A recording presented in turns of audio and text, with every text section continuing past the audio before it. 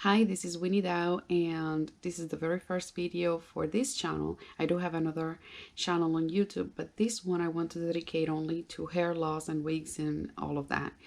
And I welcome you. And today I would like to share my hair loss story with you all. And my hair loss story doesn't begin suddenly like some other people. Um, I think I have inherited hair thinning. I've had two other different diagnoses throughout my life, but I do think I have hair thinning just because my father has it too. Since I was a baby, I've always had baby fine thin hair. And my father has very thin hair. His hair is a bit thicker. Thicker, I mean, in the diameter of each hair is thicker than mine, but in general, is very thin. You can see his scalp, and he's always woken up earlier than other people in the house, just so that he could blow dry his hair and style it in a way that he could cover his scalp. And I remember me doing the same throughout my whole life, not waking up earlier, but always fixing my hair in a way that it would cover my scalp. I remember posing in pictures and everything in a way that I could also cover my scalp. So I always heard since I was a little girl that they could read my thoughts just because they could see the scalp. So I always thought that was my reality and that was it. I never thought much of it. I never complained about it.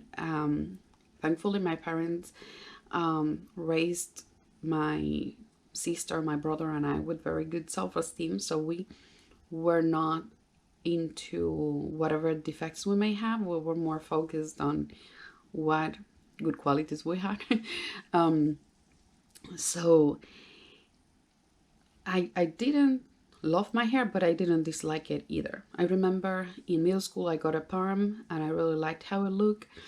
Uh, it looked beautiful, but when I cut off that perm, my hair went back to being just straight limp, and I didn't like it. It would get freeze really easily because it was so little. It's like it didn't have body or movement. It would just stick to each other, and it wouldn't move or anything. I remember when I was little, I was probably in elementary school. We went to the beach, and it was a very, very hot day, and I got really sunburnt. It was really, really bad. Like, I've always thought of myself as allergic to the sun because if I get to the sun, I get really sunburned. I have to wear tons and tons of sunblock and hats and all of that. So when that happened, when I was little, when that happened, uh, my scalp started oozing this transparent yellowish fluid, and it would stick to my hair and my scalp. My mother didn't bring me to the doctor, but I remember going to sleep because I felt really tired. And I remember her waking me up because I had been asleep for many hours, not moving at all. This happened again as an adult. I was already married and had two children, and I don't remember how I got sunburnt again. It wasn't in the beach. I don't remember how. And I remember my scalp oozing this same fluid again. It wasn't as bad as when I was little, but it was bad. I didn't go to a doctor either. But I remember that eventually I Googled all the symptoms and I found out that some people are prone to these, and this is actually brain fluid draining through the scalp, and this puts people in a coma and many of them die. So now I try to wear always a hat or a beanie or a turban or something to try to cover my hair when I am exposed to the sunlight, and of course protect my skin and everything. I even had a scare with skin cancer here on my cheek. So I try to protect myself from the sun really well.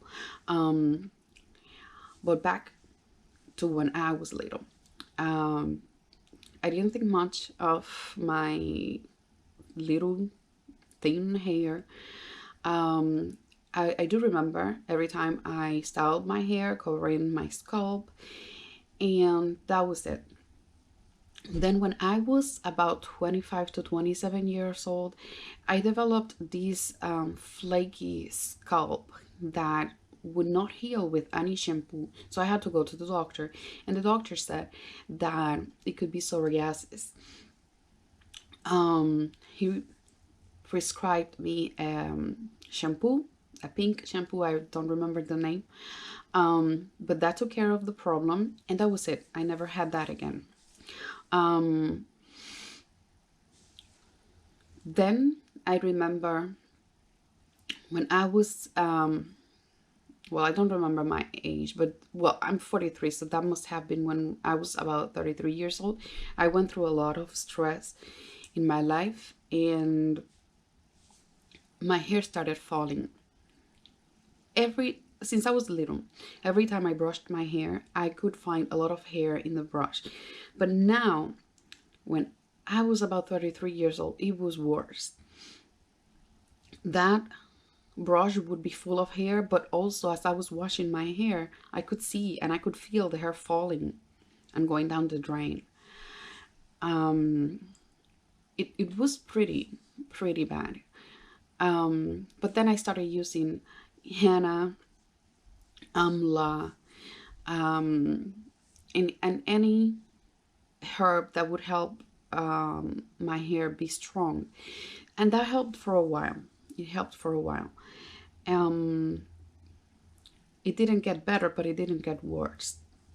I could see my scalp. It was I could see it more than before, but I accepted it without any questioning. I don't know.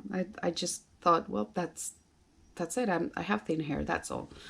Then I remember going to the doctor, and the doctor, I went for hypertension, but the doctor, I remember seeing my scalp and saying, I'm gonna check your thyroid because I think you have alopecia. I did know what alopecia is. I'm a health educator specialist, but I didn't think much of it. I thought she got it wrong. That's just my hair thinning. And those results came back okay. So my thyroid was okay. I didn't have any problems.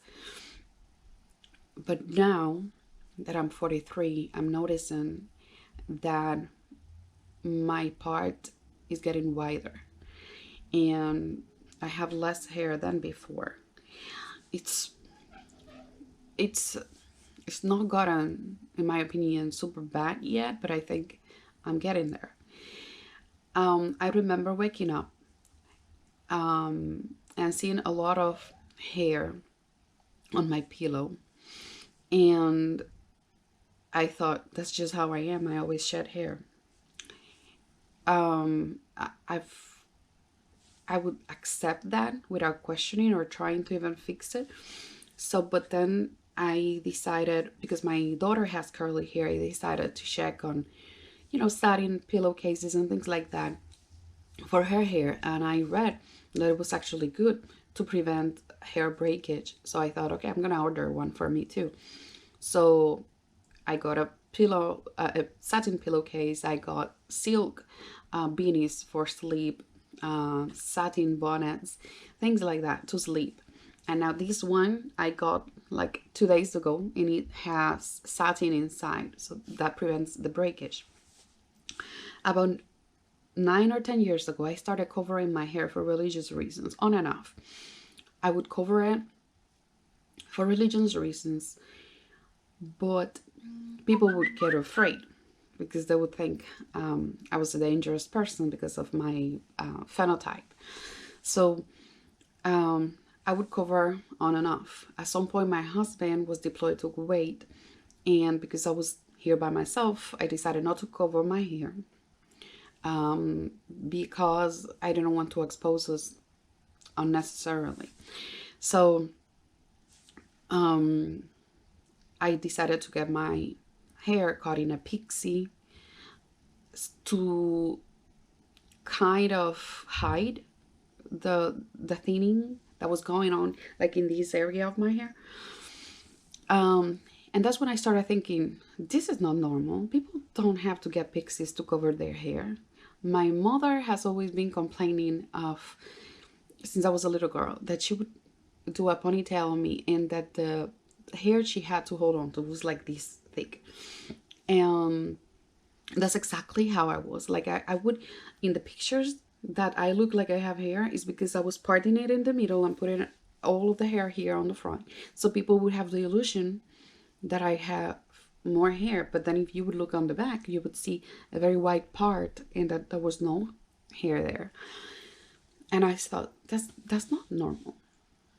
And that's when I started considering going back to the doctor and seeing what he could medicate me. I don't like Rogaine. I did buy it. I don't like it because first it can make my hair grow on my face, and also because as soon as I stop using it, the hair is gonna fall again. So I kind of get enslaved by Rogaine because I have to continue buying it, continue using it, and I don't want to depend on a medication like that. So I started using vitamins like D3, biotin, iron, vitamin C, just to see if I can give my hair a fighting chance. And also started using fenugreek, which is an Indian seed, and is very good for hair growth. So I started making a mixture of fenugreek, amla, and peppermint, and I apply that before washing my hair. I leave it there like for an hour or two, and then I wash my hair. And I have started noticing some itchiness, which is good because it may mean that the hair is growing. But I decided that the way to go was to buy wigs because toppers can pull on the little hair I have. And I bought the wigs that you see here. There are 3 here, but there are like 10 more in my closet. Thankfully, I've been able to find wigs at good prices on the Wig Outlet, Poshmark, eBay. I was gifted like 4 wigs also. So I've been able to build up my collection. I don't wear them around the house. I only wear them to go out. I don't have a problem using different styles and colors. I don't know. I don't care if people think it's a wig. I think I don't want them to look obviously like wigs, but I don't mind if they know that it is one. I have another one coming soon, I think tomorrow. And that one is like completely hair tied and all of that because I mean, not hair tied, hand tied, because I really wanted to try that style to see, because I have very fine hair and some of the wigs I have a lot of volume and permatease, and I don't think I feel good wearing those because they're not similar to my hair. The ones I have here outside are by Raquel Welch. They're influenced. 2 of those are influenced, which are that style is retired, and the other one is the classic cut. Those have a low density and I feel comfortable wearing them because I feel like it's about how my hair should look like, but my hair is very thin right now. I'm gonna show you. Oh my god, that's even worse than I remember. You see, when you open it, it doesn't matter where you open it, the part is always very, very wide.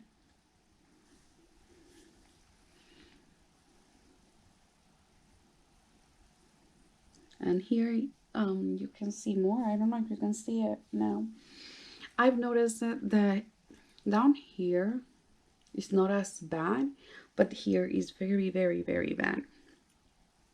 Here, I think this white spot is a combination of no hair and grays. So that's why it looks that way. And I did this morning. I shaved these, and I shaved these so the wigs would look better. My husband hasn't seen that yet. But yeah, that's what I'm dealing with right now. I know it's not it's probably not as bad as some people have it right now. But it will get there, and I'm kind of grateful that I am going through this now that I'm 43, because as an older woman I rely more on other things that form a part of me than my looks. And when you're younger you rely more on the looks, and that's a normal thing. So I admire the young women that are going through that, and they're doing it so you know, dignified way, because I don't think I would have been able to do that had this happened to me when I was younger. So I think I'm gonna leave it here. I will probably do some wig reviews and stuff. I'm going for the brunettes and red, warm reds colors right now. My hair used to be a medium brown with lots and lots of red highlights. Right now it's like a mousy color and white, because I'm graying evenly, so it kind of the highlights, the red highlights kind of turned into grays really, really fast. So I think I'm gonna leave it here. Thank you very much for watching, and I hope I'll see you again in another video.